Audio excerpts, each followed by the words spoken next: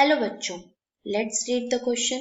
It says that DNA is a genetic material due to options हैं its stability, its ability to replicate, its ability to mutate या फिर its ability to express itself. ये चार options दिए गए हैं. हमें इन चार ऑप्शंस के अकॉर्डिंग करेक्ट कॉम्बिनेशन को चूज करना है. तो की कॉन्सेप्ट क्या है? की कॉन्सेप्ट इज डीएनए. की कॉन्सेप्ट इज डीएनए. डीएनए क्या होता है? Deoxy ribo nucleic acid. Deoxy ribo nucleic acid. DNA जो है, डीएनए क्या होता है? ये न्यूक्लिक एसिड है, तो किससे मिलके बनता है? It is made up of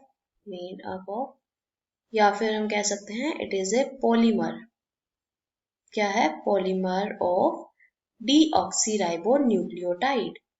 deoxyribonucleotide.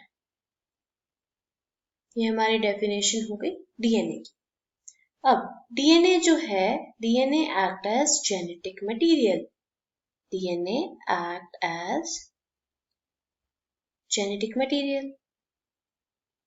अब डीएनए को जेनेटिक मटेरियल क्यों बोलते हैं? इसके लिए कुछ पॉइंट्स है जो कि हम देखते हैं. डीएनए जो होता है वो क्या होता है? It is stable. It is stable. Genetic material क्या होता है? जो एक जनरेशन से दूसरी जनरेशन में जो इंफॉर्मेशन को ट्रांसफर करे. तो इंफॉर्मेशन को ट्रांसफर करेगा अगर जेनेटिक मटेरियल, तो उसके लिए वो स्टेबल होना चाहिए. तो डीएनए क्या है? स्ट्रक्चरली और केमिकली क्या है? स्टेबल है.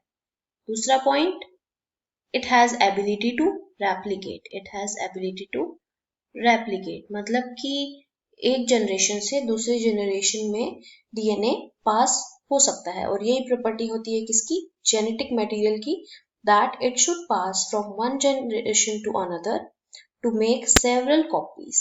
ठीक है. तो डीएनए जो जेनेटिक मटेरियल होता है उसको रेप्लिकेट भी करना चाहिए. थर्ड चीज जो एक जेनेटिक मटेरियल में होनी चाहिए वो क्या? म्यूटेशन.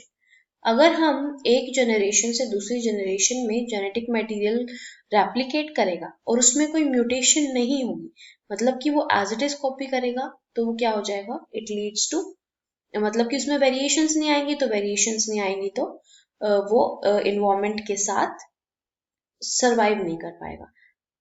इन्वायरमेंट में सरवाइव करने के लिए ऑर्गेनिजम्स में कुछ वेरिएशंस आनी चाहिए. तो वो वेरिएशंस किसके थ्रू आती हैं? म्यूटेशन के थ्रू. तो जेनेटिक मटेरियल की एक और प्रॉपर्टी क्या होगी कि वो स्लो रेट पे म्यूटेट करना चाहिए. And last one is it should have ability. It should have ability to express itself. To express itself.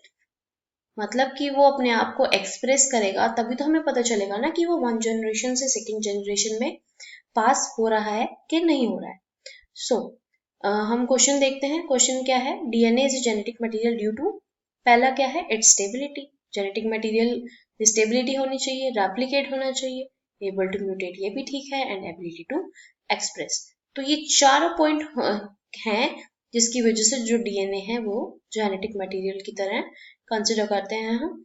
तो हमारा आंसर अकॉर्डिंगली कौन सा सही हो गया? इट विल बी डी, जिसमें हमें चार ऑप्शंस गिवन है, 1, 2, 3 and 4. So hope you understood well. Best of luck.